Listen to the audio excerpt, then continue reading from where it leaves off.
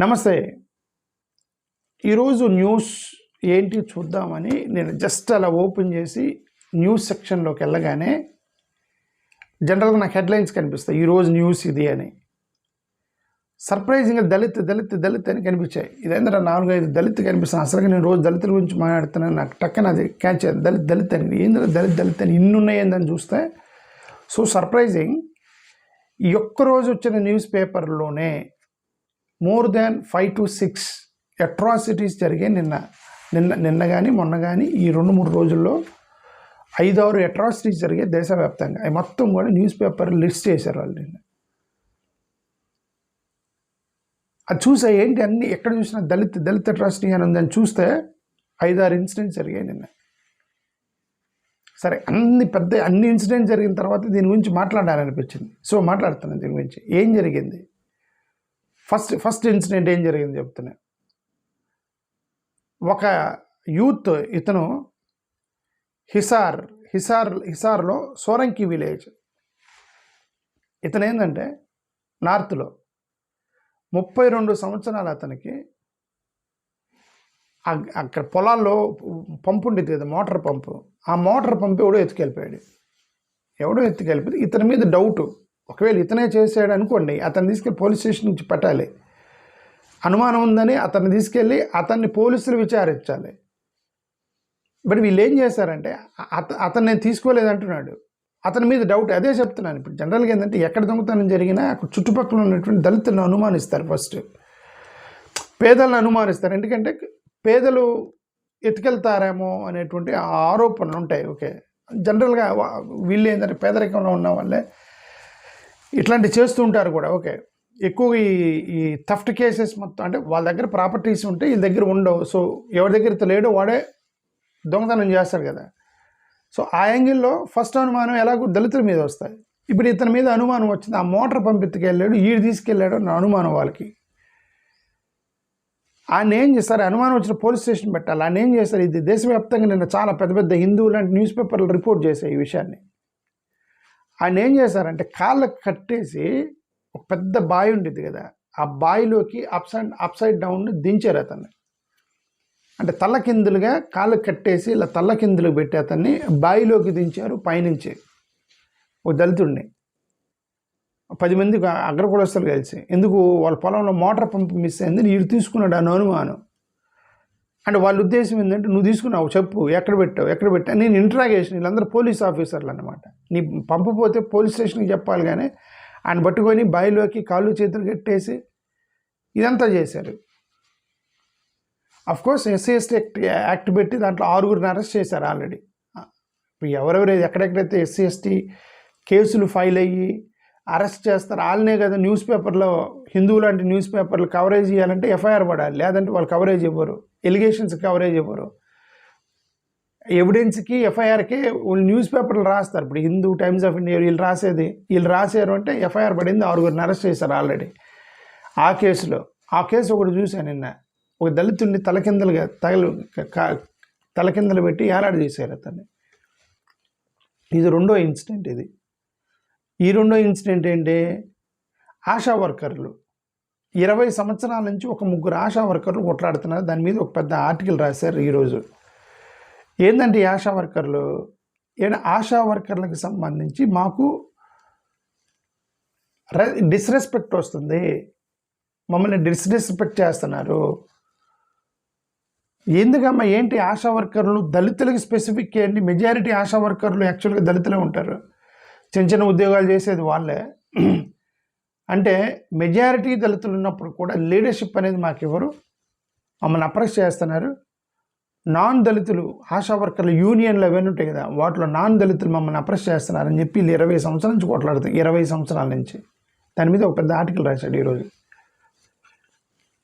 ఇంకొక incident, collectorate ఆఫీస్లో suicide చేసుకున్నాడు. 26 ఇయర్స్ ఇతను కూడా ఏంది 26 సంవత్సరాలు కలెక్టరేట్ ఆఫీస్లో దళితుడు సూసైడ్ చేసుకున్నాడు. కలెక్టరేట్ ఆఫీస్ ముందు ఒక చెట్టు ఉంటే మరి దేనికి వేసుకున్నాడు, ఆ కండం ఉంటుంది కదా, ఆ కండమని వేసి మెడకేసుకొని సూసైడ్ చేసుకున్నాడు. అతను చనిపోయాడు. అంత కలెక్టరేట్ ఆఫీస్ ముందు చనిపోయాడు. ఒక దళితుడు ఆత్మహత్య చేసుకున్నాడు కలెక్టర్ ఆఫీస్ మీద. ఎందుకు? వాడికి ఏదో ల్యాండ్ ఉందంటే ఒరిస్సాలో. అక్కడ దేశవ్యాప్తంగా మన దగ్గర కూడా ఉన్నాయి కదా. మీరు దళితులు పొలాలు అమ్ముకోవాలంటే మీరు కలెక్టరేట్ ఆఫీస్ పర్మిషన్ తీసుకొని అమ్ముకోవాలి అని ఒక సిస్టమ్ ఉంది. ఆ కలెక్టర్లు కూడా ఏంటంటే మరి వాళ్ళు ఒక్కోసారి ఎందుకు ఈ దళితుల ల్యాండ్ అసలు అమ్మకూడదని నేను చాలాసార్లు చెప్తున్నాను. దళితుల ల్యాండ్ అమ్ముకోకూడదు. మీరు ఆ దళితుల ల్యాండ్ విలువ మీకు తెలియదు, ల్యాండ్ వాల్యూ మీకు తెలియదు, మీరు అమ్ముకోకూడదు. కానీ వీళ్ళు ఏంటంటే వీళ్ళకి ఆర్థిక ఇబ్బందులు తట్టుకోలేక అమ్ముకుంటారు వీళ్ళు. ఇప్పుడు వాడేదో నేను అమ్ముకుంటానని పర్మిషన్ పెట్టుకున్నాడట, కలెక్టర్ తిప్పుతూ ఉన్నాడట, రోజు తిప్పుతున్నాడట. అక్కడ ఫ్రస్ట్రేషన్ కూడా సూసైడ్ చేసుకున్నాడు కలెక్టరేట్ ఆఫీస్ ముందు. ఎస్సీ ఎస్టీ పడింది కలెక్టర్ మీద. ఇంకొక ఇన్సిడెంట్ ఇది కాన్పూర్లో జరిగింది. ఇది కాన్పూర్లో జరిగిన ఇష్యూ ఏంటిది? జాక్రా విలేజ్. ఐ థింక్ ఇది మేలో జరిగింది, బట్ నిన్న ఆర్టికల్ రాశారు దీని మీద. జాక్రా విలేజ్. రింకు కమలు, శివం కమల్ అని ఇద్దరు ఉన్నారు. రింకు కమల్ అని శివం కమల్ అని తల్లిదండ్రులు, తండ్రి కొడుకులు, ఫాదర్ అండ్ సన్. ఇద్దరు రింకు కమల్ అండ్ శివం కమల్. వీళ్ళిద్దరిని బలవంతంగా డామినెంట్ సొసైటీ వాళ్ళు బలవంతంగా షూలో వాటర్ పోసి ఆ వాటర్తో తాగిచ్చారట. Shoe water తాగిచ్చారట. అరే బూట్లో గ్లాసులో వాటర్ తాగినట్టుగా బూట్లో వాటర్ పోసి తాగమని బలవంతంగా తాపారట కొడుకుని తండ్రిని. అది పెద్ద ఇష్యూ అయింది, అది దేశవ్యాప్తంగా. ఇది ఒక ఇష్యూ. ఇదేంటి? 16 సంవత్సరాల పిల్లోడిని వాటర్ తాగమని కొట్టారు. ఇది ఏం వాటర్ తాగమని కొట్టారు? ఎలిజిబిలిటీ స్ట్రిప్ట్ బట్టలు ఉప్పదీసి కొట్టి కాన్పూర్లో 16 సంవత్సరాల పిల్లోడిని ఏం వాటర్ తాగమన్నారు చూద్దామండి. ఏ bucket of water eligibility became the reason for a caste based result in Uttar Pradesh కాన్పూర్లో జరిగింది. 16 సంవత్సరాల పిల్లోడిని ఫుల్గా కొట్టారట. వాటర్ తాగాడని కొట్టారట. వాటర్ తాగమని కాదు. ఇతను పంపు వాటర్ ఉండేది కదా, ఆ పంపు వాటర్ అగ్రకులాల్లో వాళ్ళ దగ్గర ఏదో అతనికి దప్పికైందండి. రోడ్డు మీద నడుస్తుంటే దప్పికైంది. 16 సంవత్సరాలు కుర్రోడు, టీనేజ్ బాయ్, హ్యాండ్ పంపు కొట్టుకొని వాటర్ తాగాడట. ఉత్తరప్రదేశ్లో పిచ్చి కొట్టారు అని పట్టుకొని నువ్వు మా నీళ్ళు ఎందుకు తాగేవరా అని కొట్టారు. ఇది చూడండి. అది అందుకే అంబేద్కర్ గారు తిరగబడింది. అందుకే అప్పుడు గతంలో మా వాటర్ నువ్వు తాగొద్దంటే నేను తాగుతాను, పోయి నీ బావిలో వాటర్ తాగుతానని చెప్పి తాగి నువ్వు పూజలు చేసుకో, శుద్ధి చేయటం తెలుసు కదా అన్నాడు. ఇలాంటి ఎప్పుడు అప్పుడే అంబేద్కర్ ఇప్పుడు 16 సంవత్సరాల పిల్లల్ని పట్టుకొని కొట్టారంటే వాటర్ ఏమంటే సమ్మర్లో దప్పికైనోడు ఏం చేస్తాడు? ఆడేదో పొలం పోయి వస్తున్నాడు అనుకోండి, సమ్మర్లో ఆ వాటర్ ఎక్కడో పంపు కనబడింది వాడికి. అది అగ్రకులస్తుల కాలనీలో ఉందట, ఆ రోడ్డు మీద. ఆ టక్కన వెళ్ళి కొట్టుకొని తాగాడు వాడు తట్టుకోలేక. ఆయన పట్టుకొని తాగారు, నువ్వు మా వాటర్ ఎందుకు తాగావని. మళ్ళీ వీళ్ళందరూ మనకి లెక్చర్లు ఇస్తారు, సామాజిక న్యాయం గురించి లెక్చర్లు ఇస్తారు వీళ్ళంతా. దీనంతా కూడా అందుకేనంటే కుల నిర్మూలన చేయమన్నాడు అంబేద్కర్. కుల నిర్మూలన చేయండి అన్నాడు.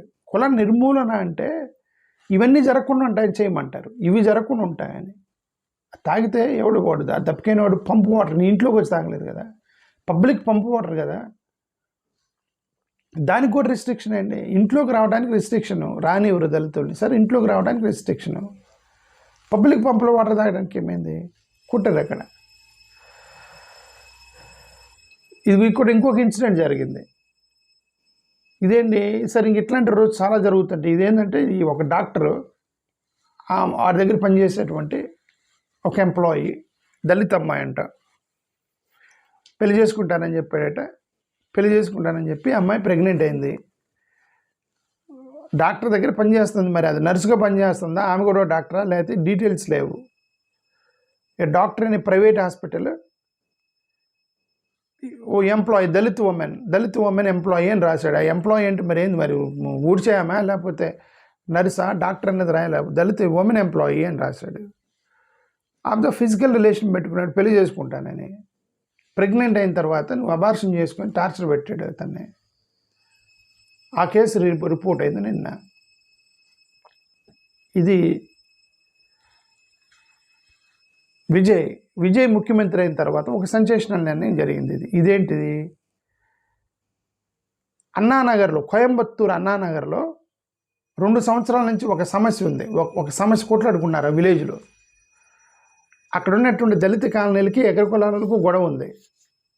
గతంలో ఏం చేస్తారంటే బస్సు ఏం చేస్తారంటే అలా వచ్చి ఇలాగ దళిత కాలనీలో నుంచి బస్సు పోయేదట.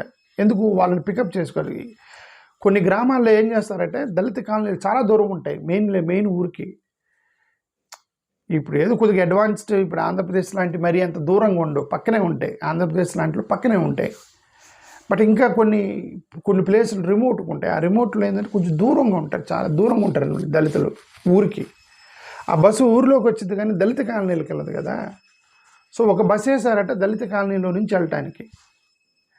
ఆ బస్సును ఆపారట అగ్రకులాల వాళ్ళు. వాళ్ళకి మాకు గొడవైంది, నువ్వు అటు వెళ్ళొద్దు, నువ్వు ఇట్లా స్ట్రైట్కి వెళ్ళిపోని చెప్పి డిపో మేనేజర్ని మేనేజ్ చేసి, డ్రైవర్ని మేనేజ్ చేసి నువ్వు స్ట్రైట్కి వెళ్ళిపోమని చెప్పేసి 2 సంవత్సరాల నుంచి వాళ్ళకి బస్సు లేకుండా చేశారట. ఇప్పుడు విజయ్ ముఖ్యమంత్రి అయిన తర్వాత వీళ్ళ చాలామంది మినిస్టర్లు దళితులు మినిస్టర్లు అయ్యారు కదా. అందుకే దళిత మినిస్టర్లు దళితుల కోసం పనిచేయాలి.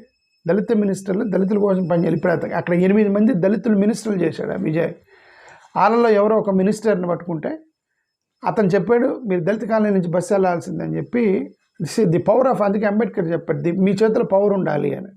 మీ మీద అట్రాసిటీ జరగాలంటే మీ చేతిలో పవర్ ఉండాలి, పోస్ట్ ఉండకూడదు. పోస్ట్ అన్ని పొలిటికల్ పార్టీ, బీజేపీ వాళ్ళు ఇస్తారు, కాంగ్రెస్ వాళ్ళు ఇస్తారు, అన్ని పార్టీ పోస్టులు ఇస్తారు. పవర్ ఇవ్వాలి. పవర్ ఇచ్చినప్పుడు ఏంటంటే ఇప్పుడు అక్కడ గొడవ ఏంటి, అగ్రవర్ణాల వాళ్ళకి దళితులకు గొడవ.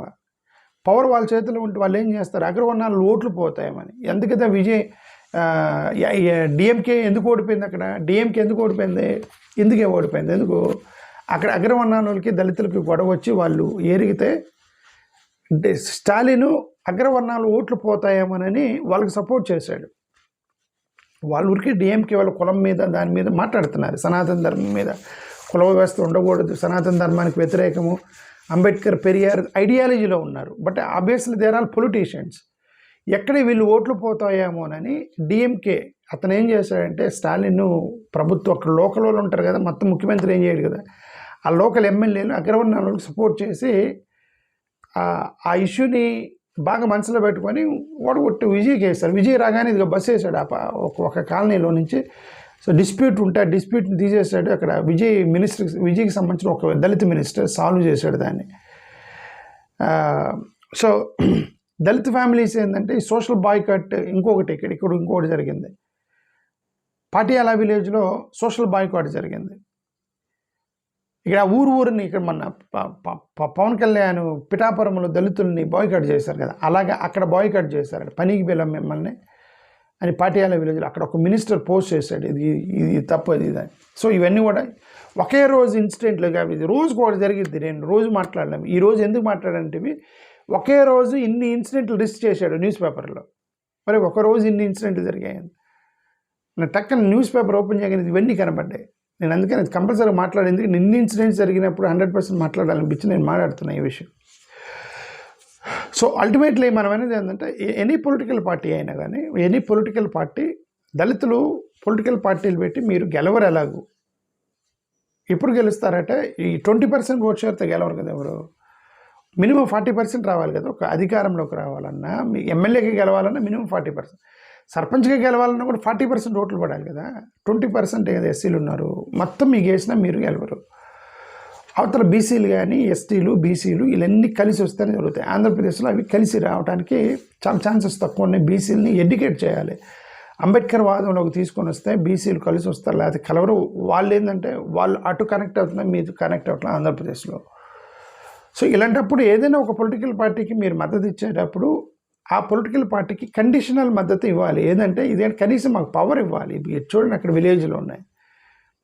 ఓకే, అంటే ఒక విలేజ్లో పవర్ ఇవ్వాలంటే మీరు చెప్పింది ఇప్పుడు వాళ్ళు ఏమంటారంటే మేము చెప్తామా దళితుల ఇష్యూ కూడా మీరే చెప్తే మీకు అనుకూలంగా చెప్తారు అంతే కదండి. ఎందుకంటే ప్రెజర్ ఉంటుంది. చంద్రబాబు నాయుడు గారి గవర్నమెంట్లో కమ్మోళ్ళకి మానవులకి గొడవ వచ్చింది. ఆయన కమ్మోళ్ళు మొత్తం ప్రెజర్ పెడతారు ఆయన మీద. ఇప్పుడు ఆయన చూసుకుంటాడు మన కమ్మోళ్ళు అనే ఫీలింగ్ ఉండదు. జగన్ గారి గవర్నమెంట్లో రెడ్లకి మానవులు గొడవ వచ్చింది అనుకోండి, అక్కడ రెడ్లు మొత్తం ప్రజలు నొక్కుతారు జగన్ గారిని. అక్కడ జగన్ ఉండొచ్చు ఏమి న్యాయంగా చేద్దాం, బట్ నొక్కుతారు రెడ్లు మొత్తం పోయి చుట్టుపక్కలే మనోడు మన రెడ్లు అని నొక్కుతారు ఆయన్ని. సో ఆ పవర్ మీ చేతిలో ఉన్నప్పుడు వీళ్ళకి అన్యాయం జరిగింది కాబట్టి వీళ్ళకి పవర్ ఇవ్వాలి. సో ఆ కండిషనల్గా చూసుకొని మనం మద్దతు ఇద్దాము. మీరందరూ ఏరియాస్లో చేరండి. అదే చాలా రోజుల నుంచి చెప్తున్నాను. నేను మీకు హెల్ప్ చేయడానికి ట్రై చేస్తున్నాను. మీ ఇష్టం, రెస్ట్ ఆఫ్ యూ మీ ఇష్టం. నేను దాన్ని I cannot do anything. So please అక్కడ మన ఏరియాస్లోకి వచ్చి జాయిన్ అయితే మన కనీసం మద్దతు ఇచ్చేటప్పుడు మినిమం బేసిక్ సెన్స్ అండి, బేసిక్ సెన్స్ న్యాయబద్ధంగా ఉండండి అని చెప్పగలిగే తట్టైన ఉండాలి కదా మనం. అది నా ఉద్దేశం. థ్యాంక్ యూ, నమస్కారం.